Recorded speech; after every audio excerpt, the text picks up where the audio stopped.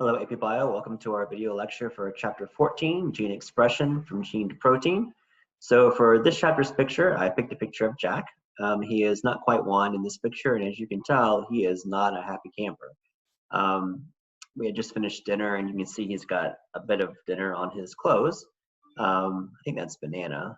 Plus, he's crying. There's a mixture of tears and snot on his face. It's really it's one of those pictures as a parent. It's so cute. You had to take a picture, right? Sorry, Jack. This chapter sometimes makes me feel like Jack in this picture. This is a chapter that's full of complicated details. It's kind of hard to get through. You might feel like Jack at the end of this chapter in this picture, but you know what? We're going to get through it together. So let's just get started. So this chapter tries to answer the question, like, how do you go from DNA, from genes to you, right? And the simple answer at the end of this slide says, in simplest terms, genes code for proteins. And that is true. There are exceptions to that. That's being a bit oversimplistic, but it works enough of the time where we kind of go with it. Remember from a previous chapter, a gene is basically a segment of DNA on a chromosome, the sequence of the nucleotides, the A's, T's, G's, and C's. What that code is, it's a code that gets translated into amino acids, which make up proteins, right? Gene expression has two stages, right? There's transcription, which takes DNA into messenger RNA, and there's translation, which turns messenger RNA into a protein. Your genotype is what your DNA actually says. Your phenotype is what you actually look like. It's how the genes are expressed. So the link between genotype and phenotype is basically what are the proteins that your DNA is coding for. All right, so we need to go through a famous experiment by Beadle and Tatum, George Beadle and Edward Tatum. This isn't something to memorize, but this is an experiment the AP exam could give you to analyze, so I want to go through it with you. So they experimented with mold, and basically, if you expose any organism to X-rays, you're going to mutate their DNA. So they would basically irradiate mold colonies on a growth medium, on this petri dish, and to see what the effects were on the genes. And what they did, and this is pretty simple, but it gets kind of confusing at times. So say I take a colony of the mold, and I grow it in a test tube. In this case, the wild type mold. So this is mold that I did not expose X-rays to, and it grows fine. It's a minimal medium. It has just what the fungus needs to survive. It grows no problem. So when I expose them to X-rays, you're going to knock out certain genes, right? Because you're going to mutate them. And then you're going to have samples that will not grow on the medium anymore. Like you've done something to them where they no longer grow. Then you're going to grow some of these mutant ones again onto a medium that might contain the minimal medium what was in the original one, but one additional amino acid. So say in this test tube, I add valine. I'm just picking an amino acid. The wild type, I didn't need to give it valine to grow. It could grow without valine because it could make valine itself. Here it doesn't grow. Here it grows when I give it valine. So what I did when I X-rayed the fungus, or the mold rather, sorry, is I disabled its ability to make valine, because when I give it valine, it grows. So the original wild type, I didn't need to give it valine. So what Beadle and Tatum discover is that what DNA does is it codes for a cell's ability to make a protein. Okay, this is sort of a general pathway. To make arginine, I forget if this is humans or bacteria, I don't remember, but in this pathway, the cell cannot make, it can make arginine from a precursor. It can turn a precursor into ornithine, then into citrulline, then into arginine. But for each reaction, I need an enzyme. If I knocked out enzyme B, right, it can't turn ornithine into citrulline. If I knock out enzyme B, it can no longer make arginine. So the wild type can make arginine from a precursor, right? If I knocked this out, it would not grow unless I gave it arginine, all right? The idea that a gene codes for protein, Okay, it's really that a gene codes for one polypeptide, because sometimes proteins are made of multiple polypeptides. Like to make hemoglobin, you need more than one gene because it has more than one polypeptide. Okay, so this is the central dogma of biology. This is it, all right? This little schematic right here, you need to have memorized, all right? The DNA, now this would be for your cells. This is for eukaryotic cells in terms of the locations. DNA gets turned into messenger RNA in a process called transcription that happens in the nucleus. For bacteria, for prokaryotic cells, this still happens, but there's no nucleus, so it just happens in the cytoplasm. The messenger RNA then leaves the nucleus for your cells, and in a process called translation, that gets translated into proteins, which happens in the cytoplasm. If I were drawing this schematic for bacteria, all I would have to change is change this word nucleus to the word cytoplasm. Ribosomes are the organelles that do translation in the cytoplasm. And that goes for all cells, whether it's a bacteria or your cells. So here's a good picture. So in bacteria, DNA becomes RNA in transcription, RNA becomes proteins in translation. This all happens simultaneously in the cytoplasm.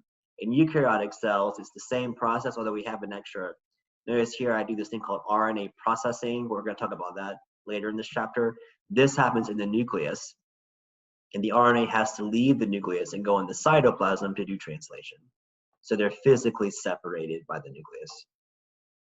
So, key question to understand. The code for proteins has 20 letters, 20 amino acids. The code for DNA only has 4.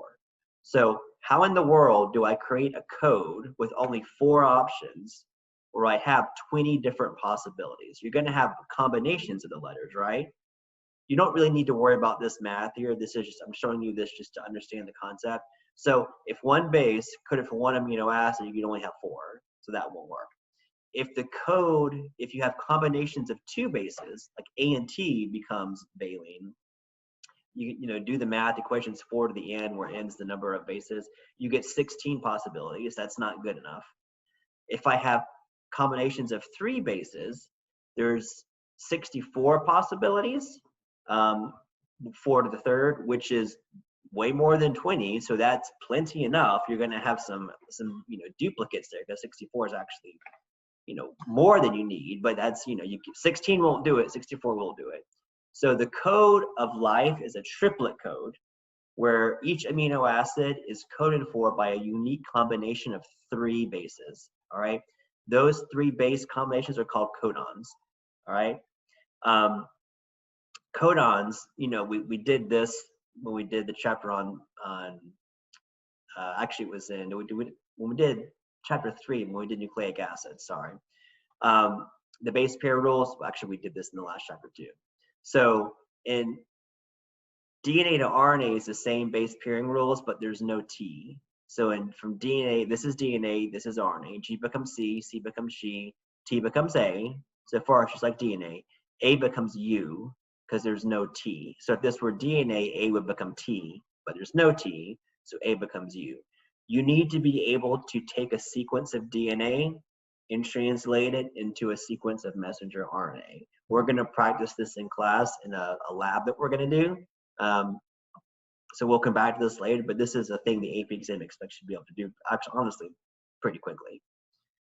So the genetic code. So the DNA strand, so DNA is a double helix, right?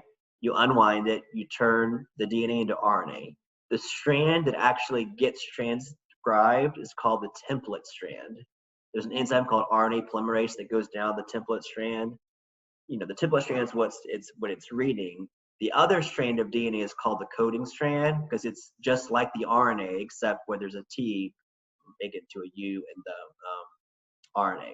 So the codon AUG, that's called a start codon because AUG is always where the protein begins. And AUG codes for methionine. So methionine is always the first amino acid. Initially, the cell might actually cut it off later if it doesn't need it, but initially it's always the first amino acid. UAA, UAG, and UGA are all stop codons. That's where the protein stops. Like at that point, the ribosome stops and the protein is done. Degeneracy is the notion that some codons code for the same amino acid because there's 64 combinations. So there's 3 stop codons, right? That's called degeneracy. There might be 3 ways of making valine. Now, don't get this confused with the fact that for a specific codon, you only make 1 amino acid, right? So a codon that makes valine only makes valine, but there might be 3 codons that make valine, okay?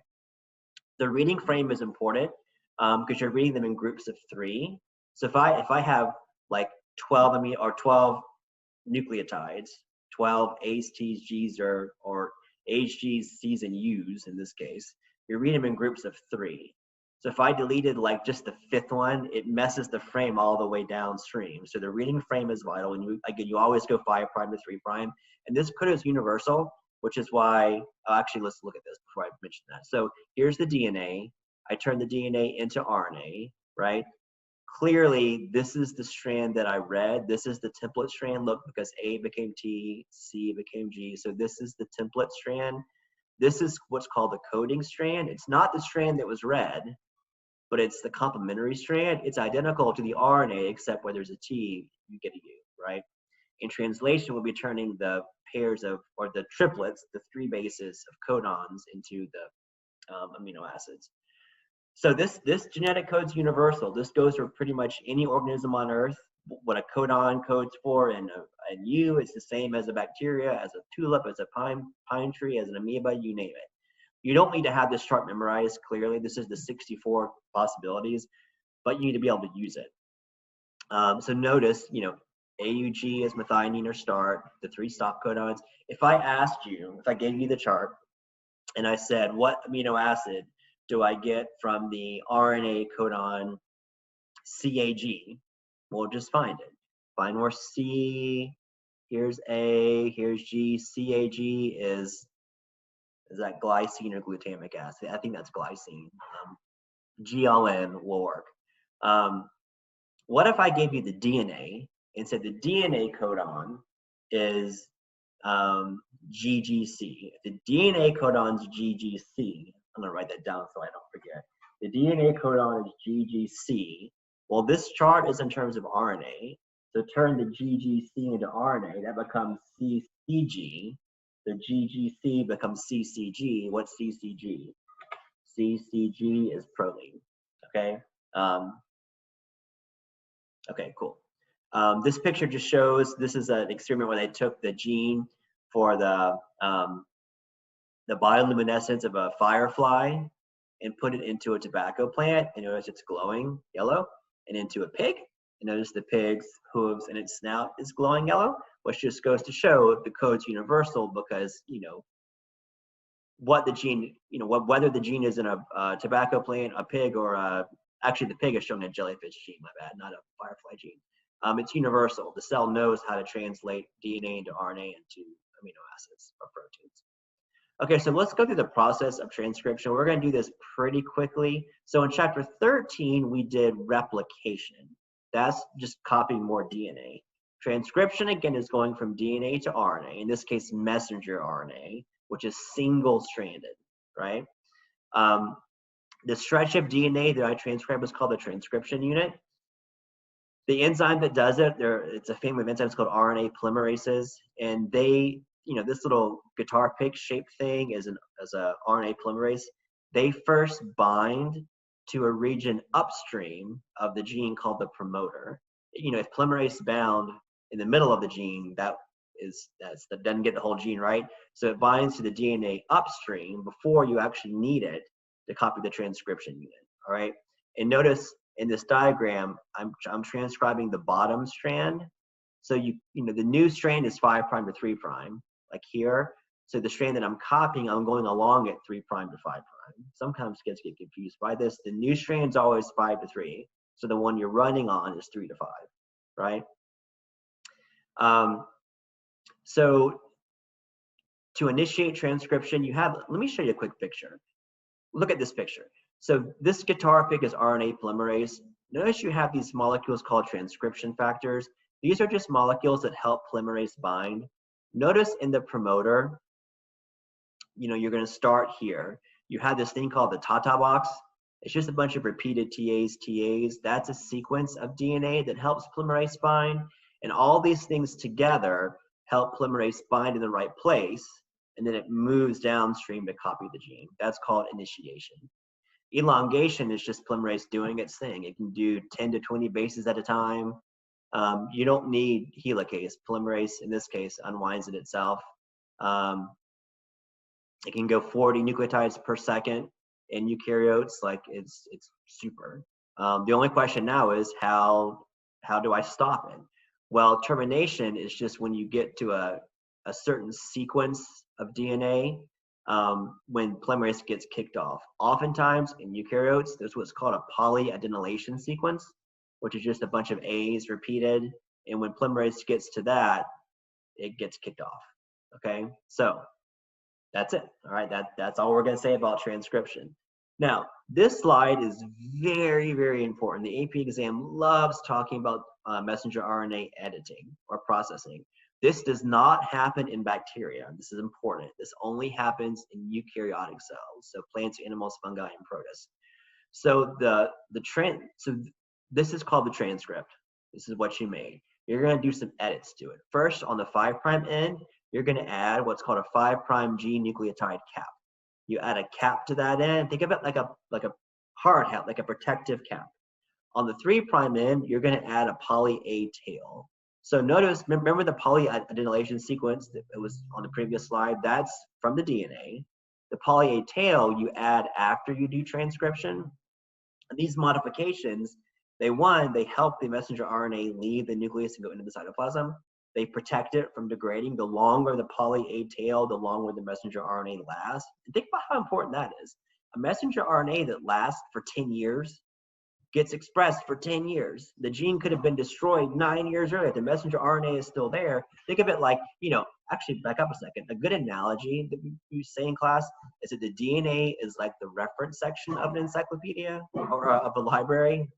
Those books cannot leave the library. The messenger RNA are like the photocopies, which you can make 1 million photocopies of one dictionary. So if my messenger RNAs, if they last forever, the gene could long be gone. I could have long lost the encyclopedia, the primary source. As long as the messenger RNA is still there, the gene is still turned on. It's still being expressed. So how you edit these messenger RNAs is incredibly, incredibly important. Okay? So just to review, transcription happened in the nucleus. The processing happened in the nucleus. Now the RNA is going to leave the nucleus and go into the cytoplasm to do translation.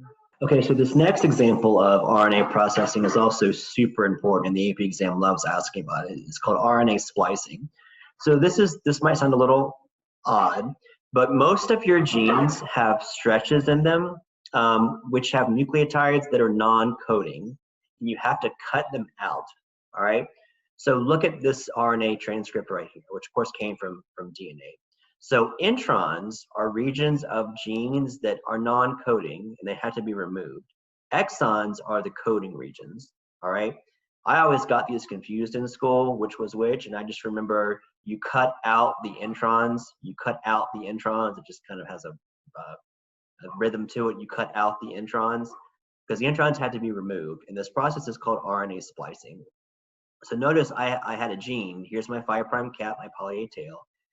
These two intron regions got cut out, and they were spliced together. The verb is to splice into a smaller gene, which is just the coding segments of the RNA. Now, why would you do this? This seems like a complication that's not necessary. Well, you can splice genes different ways. You can do this thing, and I don't want to get ahead of myself, but called alternative RNA splicing, where you can take a gene and you can cut out different regions and put it together in different ways, which means that one gene could give you multiple different gene products, which is actually a way of being very efficient. It's like using different tools in the toolbox to make different genes or different proteins from the same gene. One implication of this, I want to go back briefly to chapter 13, when I told you the story about how we took the gene for insulin from a human and put it into a bacteria, one thing that I didn't tell you, because I was saving it for this chapter, is answer this question. Does the human gene for insulin have introns in it? And the answer is yes, because you're a eukaryotic organism. Can bacteria cut out introns? The answer is no, because they don't do RNA splicing at all. So if I took the gene for insulin as it was and put it into a bacteria, it would make a protein, but it would still have the introns in it, so it wouldn't be insulin that worked right. So the scientists had to actually make a version of the gene for insulin that already had the introns cut out. And that's doable. All that you do is you find the messenger RNA that's already edited, and you turn this bad boy back into DNA. And there's an enzyme called reverse transcriptase. It's a cool enzyme that turns RNA back into DNA. And so the version of the gene that those bacteria have is the human gene minus its introns. And then, of course, do that correctly and it works great. I mentioned alternative RNA splicing, how one gene can become many different polypeptides if you splice it different ways. Molecules called spliceosomes are what do the splicing. Ribosomes, so sometimes RNA can splice itself. So because it can have somewhat of an enzymatic purpose, you have these molecules called ribozymes, which it sounds like you combine ribosome and enzyme together. They're like self-splicing RNA molecules. They can catalyze their own splicing. It's pretty cool. Okay, so that's done. So we've done transcription. We turn DNA into messenger RNA. In eukaryotic cells, we edit it with the 5' cap, the poly A tail. We cut out the introns. Great. Now we're going to do translation. We're going to turn that RNA into a protein. And this is a more complicated story. It has a lot of details. So let's just go through it. So let's first go through the major players of translation. First off, before I do that, where does this happen? For all cells, this happens in the cytoplasm, right? You have the messenger RNA, which we made in transcription. You have these things called transfer RNAs. Transfer RNAs are molecules. They're kind of like clover-shaped molecules. If you look at it 2D, 3D, they have a folding structure. This is how we're going to picture them from here on out. So transfer RNAs, their job is to transfer the proper amino acid to the growing polypeptide. So you have to have at least 20 of them, right? Actually, you have more than 20. I guess you have 64 because you have that many combinations of 3-letter codons. But you need at least 20, right? Because there's 20 amino acids. Each transfer RNA will attach to a distinct amino acid. So you have transfer RNAs for valine and glycine and leucine and all the amino acids. Notice at one end you have what's called the anticodon. The anticodon will match complementary to the codon of the messenger RNA. And on the other side, you have the amino acid attachment site. So if this transfer RNA carries valine, valine is going to be attached right here. And this will be the anticodon for valine. If a codon is GGG, the anticodon is CCC. It's just use the base pair rules. I just said this. Each has a unique 3-base anticodon. Let's do another one. If the RNA codon is UUU, the anticodon on the tRNA is AAA. All right. In this case, you're going from RNA to RNA. So again, there's no T's. These are about 80 nucleotides long, and we've discussed how the opposite end attaches to a amino acid. Do I want to talk about this picture yet? Let's come back to this picture in a minute. Another major player, this is the most important thing ever. So amino acyl tRNA synthetases are the enzymes that attach the transfer RNA to the amino acid. Look at the active site. You can tell what it does. The one thing you do need to know about this is in the active site of these synthetases, the site where the 3rd base in a codon goes wobbles. I mean, it wobbles. You can fit more than like this 3rd base doesn't have to be A. It could be CG or U. So because the 3rd base in the active site doesn't fit, like it accepts more than one, that's why you get degeneracy. That's why you can get that more than one codon goes for the same amino acid because of the wobble in the 3rd base of the active site of these synthetases. So we need to discuss ribosomes. Ribosomes are the sites of protein synthesis.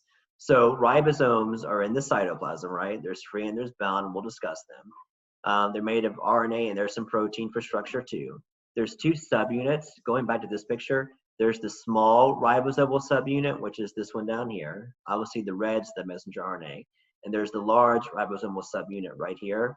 And there's three sites, the E site, the P site, and the A site, which we'll get to in a minute.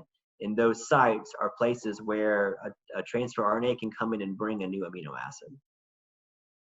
Okay.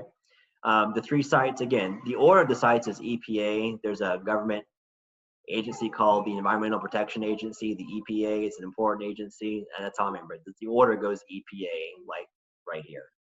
All right. The P site is what brings in, or is what has the growing polypeptide. The A site brings in the new amino acid. Does A stand for arrival? I'm not sure, but that works. The E site is the exit site where you kick off the tRNA when it's done. So let me tell you the story of translation before we go through it in the actual notes. So look at the diagram right here. So what's going on? So here's my messenger RNA. In the P site right here, I have the transfer RNA, and I have a growing chain of amino acids. This is the polypeptide. This ribosome's already been busy at work. It's been building this polypeptide. The circle amino acid is the one that matched that codon for that transfer RNA. Now, in the A site, I have the next amino acid that matches the codon. This is the square-shaped one. What's going to happen is this bond's going to break, and I'm going to link these two amino acids together to continue the chain. The ribosome is going to move to the right so that this tRNA that got released is going to be in the E site. It gets kicked out. And this one, which now has the new chain, or the chain that's been building, you added the new amino acid, goes in the P site, and another one comes in the A site. And the ribosome keeps going down until it gets to a stop codon. And when you get to a stop codon, the whole thing gets released, the polypeptide is done. So in a nutshell, that's how translation works, okay? This just shows a computer model showing the E, the P site, and the A site, how, you know, it's like sort of the messenger RNA gets threaded through the ribosome as the ribosome moves down it. This just shows a schematic of a ribosome. We talked about this picture. So now we're just going to go through what I just said in notes. We're going to go through this quickly. So there's three stages. Chain initiation is when the first tRNA comes in, which is always AUG, right? Or the anticodon would be UAC. Holds methionine. It's in the P site. At this point, you've initiated translation. Chain elongation. This is what I've already said. One thing I did not say, excuse me, something stuck in my throat. The enzyme that forms this new bond is called a peptidyltransferase. Once you make the new bond, the ribosome moves down to the right, down the chain, until you get to a stop codon. When you get to a stop codons don't code for amino acids. They code for a release factor, this yellow thing, which when that happens, you kick off the tRNA, you kick off the polypeptide, and you're done. The ribosome can go on to translate another protein. So this slide just shows kind of the whole process in one slide, from bringing in the next amino acid, forming that new bond. The ribosome moves down, you kick off the old transfer RNA. The one that came in is now on the P side, and then you can bring in another one, and you keep doing that till you get to a stop codon. So this slide mentions an important distinction we need to make. So all proteins begin at free ribosomes, which are suspended in the cytoplasm. If a protein is meant to go into the ER, the first 20 or so amino acids are called the signal sequence, and they would actually bind the ribosome to the ER.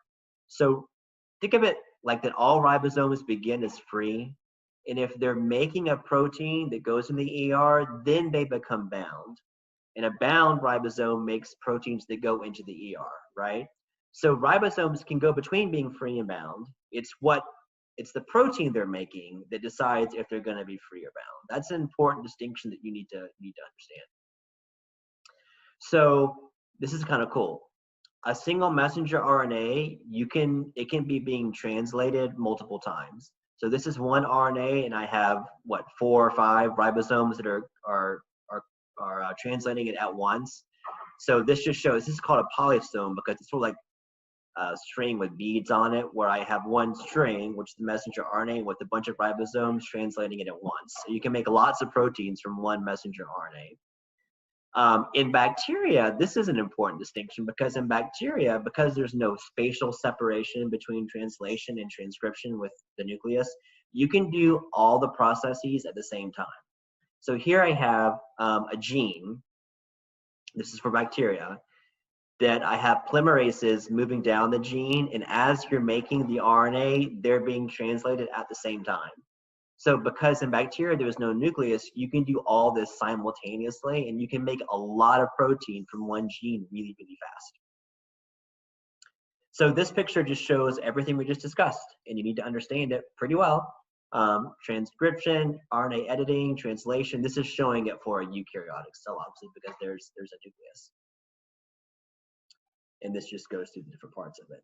So we're going to end this chapter. This is much easier stuff, not less important, but easier to understand, with different kinds of mutations. So point mutations are when I change just one base, all right? A base pair substitution is if I change one base into another base, so change a G to a C. That might seem like a minor mutation, and it might be a minor mutation. If the mutation didn't change the protein at all, it's called a silent mutation. It's kind of like you got away with it. If it codes for a different amino acid, like in the case of sickle cell anemia, that's called a missense mutation, because you made the protein, but it's incorrect. If I have a base pair substitution that introduces a stop codon too early, that's called a nonsense mutation, because you don't make a functional protein at all. Some examples, so look at my examples. This is the wild type. This is the protein or the DNA that wasn't mutated. Methionine, lysine, phenylalanine, glycine, right? Like you can see what it's supposed to be. Here I changed that G, I changed to an A. So the RNA becomes GGC, and it was GGC, it becomes GGU. Those were degenerate. Those were the same amino acids. So was it a mutation? Yes. Did it make a difference? No. So that's a silent mutation. Here I have a mutation. I turned that C into a T, and this should be a glycine, and it becomes serine. That's a missense, because that's the wrong amino acid, right? Here I have one. I changed that T, got changed to an A, and I introduced a UAG, a stop codon. So here I didn't make a protein at all. So that's a nonsense mutation, because you didn't make a functioning protein at all. All right. We've already discussed sickle cell anemia, how it's a T in sickle cell, and the hemoglobin G becomes an A. It changes the codon from a GAG to a GUG, changes the GLU into a valine. It's one base, one, it's a substitution, one amino acid is wrong, but obviously this is what causes sickle cell. It has a huge, huge effect. Okay, what about an insertion or a deletion? So this is usually way worse. If I delete a gene, or if I delete just one letter, or I add one letter, that's called a frame shift mutation, because you shift the reading frame all the way downstream, right? These are disastrous. So look here, this isn't a substitution. Here, actually right here, between the C and this T, I added an A, and that, you know, pushes the entire frame shift down. In this case, it introduces a stop codon early, which obviously is nonsense, because you don't get a functioning protein. Look at this one. Here in this AAA, here I deleted an A. So I deleted a base.